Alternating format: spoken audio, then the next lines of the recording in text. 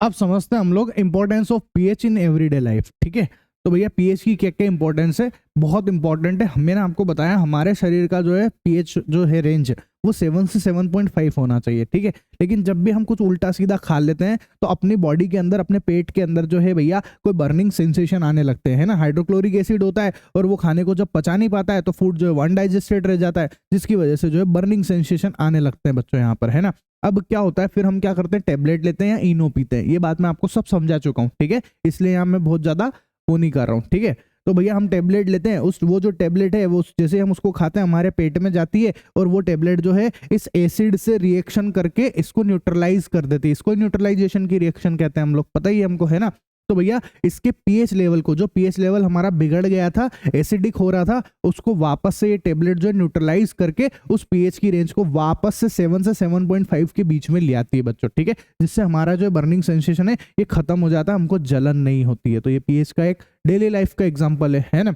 और बताऊं, और देखो आप जैसे जो हम यूज करते हैं ना ये मैग्नीशियम हाइड्रोक्साइड वगैरह, एसिडिटी को कम करने के लिए हम एंटासिड यूज करते हैं। क्या यूज करते हैं, एंटासिड। ये इनो हो गया, या जो दवाइयां आती है ये सब एंटासिड कहलाती है बच्चों। ठीक है, एंटासिड मतलब एसिड के एंटी है ये, इसलिए इनका नाम एंटासिड भी रखा गया है। ठीक है, और वही बात फिर से देखो यहाँ लिख भी रखा है, MgOH के होल ट्वाइस को मिल्क ऑफ मैग्नीशिया कहते हैं। ये 3-4 बार तो मैं पहले भी बता चुका हूँ, फिर आ गया है ना, मिल्क ऑफ मैग्नीशिया। बिल्कुल आप रट के रखना है इस बात को अपने दिमाग के अंदर। ठीक है, ऐसा।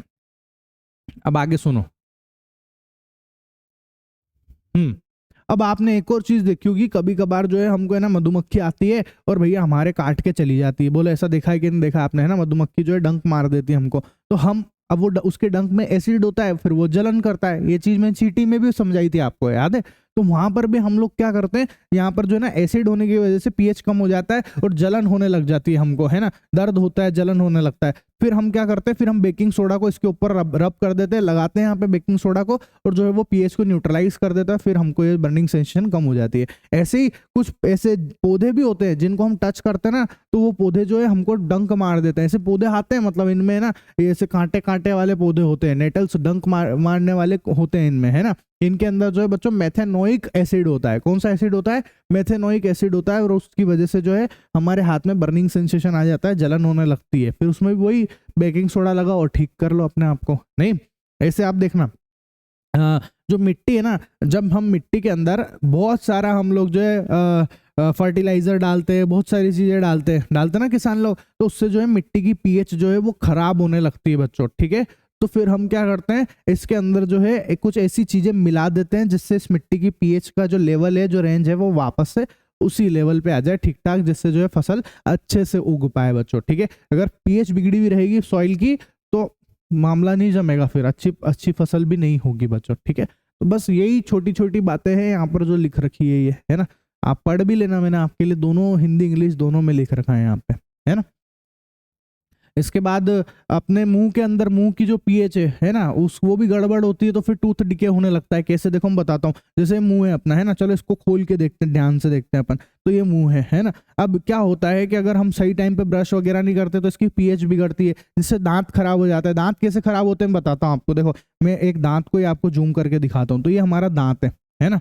अब क्या होता है कि हमने कुछ भी मीठा खा लिया, ऐसी चीजें खा ली, और हम ब्रश नहीं कर रहे हैं टाइम पे, तो क्या होगा, दांतों में कीड़े लग जाएंगे। फिर वो कीड़े जो है ना अपने दांतों के ऊपर क्या करते हैं, जो अपन ने खाया ना उसी को ये, जैसे मेरी बात समझना मैं क्या कहना चाह रहा हूँ। क्या होता है कि जैसे मान लो आपने कुछ भी चीज खाई, ब्रश नहीं किया आपने, तो वो आपके दांतों में फंस जाती है ना, यहाँ दांतों में फंस जाती है वो। अब क्या होगा कि ये जो दांत में जो कीड़े हैं ना, ये इस चीज को खाते हैं, जो भी फंसा हुआ है ना, खाना फंसता ही है अपने दांतों के अंदर।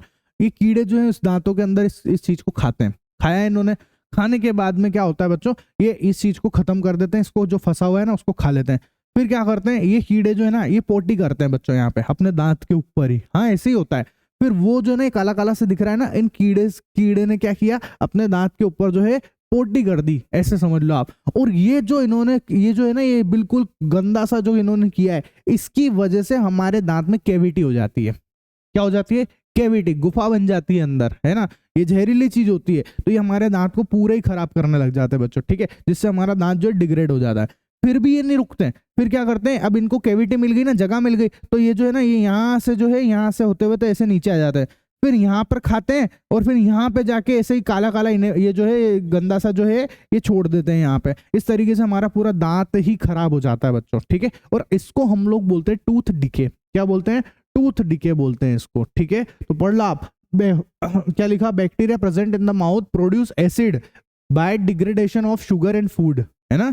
शुगर और फूड जो हमारा फंसा हुआ है उसको डिग्रेड करके यहाँ पर जो है ये एसिड, ये जो है ना, ये मैं जिसको बोल रहा हूँ पोटी कर दी है ना, ये एसिड है और वो एसिड हमारे दांत को खराब कर देता है पूरे को, ठीक है। जिसको हम लोग क्या बोलते हैं? टूथ डिके बोलते हैं। अब टूथ डिके से कैसे बच सकते हैं? ब्रश करो और क्या है, टाइम पर ब्रश करो भैया, उससे हम लोग बच जाएंगे। और जो ब्रश आप कर रहे हो, देखना आपके उस ब्रश में जो है वो ब्रश बेसिक होना चाहिए, है ना। वो जो भी आप टूथ ब्रश कर रहे हो ना, सॉरी, जो भी आप पेस्ट यूज कर रहे हो वो नेचर में बेसिक होना चाहिए। अगर वो बेसिक होगा तो भैया अपना जो एसिड जो बन रहा है ना, जो वो कीड़े बना रहे हैं एसिड, उसको खत्म कर देगा, ठीक है। और हालांकि नेचुरली भगवान ने जो है हमारे मुंह में जो लार बनाई है ना, वो बेसिक होती है नेचर के अंदर, एल्कलाइन होती है, जो ऑटोमेटिक जो है हमारे मुंह की सफाई करती ही करती है। पर आज के ज़माने में हम खाते इतना अनशन है कि भैया वो सिर्फ उस लार से कुछ नहीं हो पाएगा, इसलिए हमारा ब्रश करना बहुत ज़रूरी है, ठीक है। आया समझ में? ऐसे आप देखो, एक और एग्जांपल है एसिड रेन। ये जो एसिड रेन है ना, ये एसिड रेन का क्या सीन है कि देखो क्या होता है कि आजकल लग गई बहुत सारी इंडस्ट्री, है ना, बहुत सारी इंडस्ट्रियां हो गई है, बहुत सारी गाड़ियां वाहन है, उन सबसे धुआं निकल रहा है। वो सारे धुएं के अंदर जो है बहुत सारे गैसेस भरी हुई है ना, और वो सारे धुआं जो है ना उसमें एसिड भी होते हैं, वो सब उड़ आड़ के ऊपर चले जाते हैं, ठीक है, बादल बन जाता है। उसमें पानी भी है, अब उस पानी के अंदर जो है एसिड मिला हुआ है, ये सारे धुएं गए ना, उसमें एसिड है, गैसेस है उसके अंदर, तो वो सब मिलके बादल पानी जो है ना वो एसिड वाला पानी हो जाता है। अब वही एसिड वाला पानी जब धरती पे आके गिरता है या जो नदियों में जाके गिरता ही, ऑब्वियस सी बात है, तो भैया वो सब चीज को धरती पे भी एसिड रेन हो जाती है ना, धरती पे भी एसिड हो जाएगा, पानी में गिरेगा तो पानी के अंदर भी एसिड चले जाएगा, जिसकी वजह से जो है पूरा पानी में रहने वाले जो जीव जंतु हैं, मछली वगैरह है, वो सब जो है मरने लगती है। तो इसको बोलते हैं एसिड रेन, ठीक है। आया समझ में एसिड रेन क्या चीज होती है? किसी को दिक्कत हो तो बोलो, नहीं बोलो, फटाफट बोलो, नहीं। सिंपल सिंपल सी चीज है ना, बहुत सिंपल सी चीज है, ठीक है। अब आगे सुनो, अब आता है पीएच ऑफ सॉल्ट्स। सॉल्ट्स का पीएच क्या होता है? देखो मैंने आपको बताया सॉल्ट्स कैसे बनता है, बताओ। जब हम एसिड की रिएक्शन बेस से कराते हैं तो सोल्ट्स बनता है ना। तो देखो मैंने क्या करा, जब स्ट्रॉन्ग एसिड की रिएक्शन स्ट्रॉन्ग बेस से कराई तो हमको न्यूट्रल सॉल्ट मिलेगा, ठीक है। स्ट्रॉन्ग एसिड की रिएक्शन स्ट्रॉन्ग बेस से कराओगे तो न्यूट्रल सॉल्ट मिलेगा, ठीक। और वाटर तो बनना ही है, ये बात मैं बता ही चुका हूं आपको। और अगर आप स्ट्रॉन्ग एसिड की रिएक्शन वीक बेस से कराओगे, अब आप बताओ इन दोनों में जो है, मेरी बात समझो आप, मैं क्या कह रहा हूं।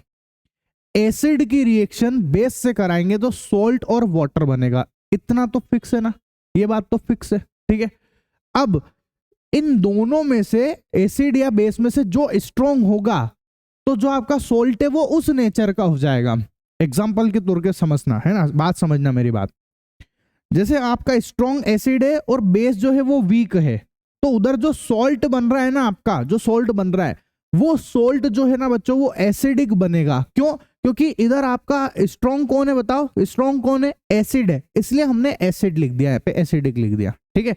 ऐसे आप देखो, जैसे ये वीक एसिड लिया मैंने और एक स्ट्रॉन्ग बेस लिया, तो जो सोल्ट बनेगा, ये तो फिक्स है कि सोल्ट बनना है और वाटर बनना है, तो अब जो सोल्ट बनेगा वो बेसिक होगा नेचर में। बेसिक क्यों? क्योंकि आपका स्ट्रॉन्ग कौन है, यहाँ पर बेस जो है वो स्ट्रॉन्ग था, तो उसका नेचर चले गया, वो बेसिक हो जाएगा। आई बात समझ में कि नहीं आई? ठीक है, जो चीज स्ट्रॉन्ग होगी आपका सोल्ट जो है उसके नेचर का बनेगा, सिंपल सी बात इतनी सी है, ठीक है। कोई तकलीफ हो किसी को तो बोलो, नहीं ना। ये रिएक्शन तो खूब बार कर ली है, ये वाली रिएक्शन तो है ना, ये तो खूब बार हो गई। किसी को ये समझ नहीं आ रहा है तो मैं बस इसके लिए बता देता हूँ आपको। ये NH4Cl ऐसे कर दो आप, तो देखो NH4Cl आ गया और H2O उधर आ गया। यहाँ से जो है आप यहाँ से इससे जो है इस H को इस OH के साथ कर दो आप, ये इसके साथ में, ठीक है। देखो तो H और OH वो उधर हो गया, CH3COO और ये Na हो जाएगा यहाँ पे, इस Na को इसके साथ कर देना आप पूरे को, तो ये आ जाएगा, ठीक है। बस सिंपल सी चीजें हैं। कोई तकलीफ है किसी को? बोलो, नहीं। आगे देखो, अब नमक कैसे बनता है ये तो खूब बारी पढ़ा दिया। बोलो, HCl की रिएक्शन NaOH से कराएंगे तो NaCl और H2 हो जाएगा। अब तो याद ही हो गया होगा आपको, इतना बार देख लिया कि हाँ भैया नमक कैसे बन रहा है, या आपको सब क्लियर हो गया होगा? ठीक है। अच्छा, एक और बात देखो, अगर दोनों ही स्ट्रांग हैं तो न्यूट्रल सॉल्ट, याद रखना, दोनों ही स्ट्रांग होंगे तो न्यूट्रल बनेगा, ये मत भूलना। ठीक है।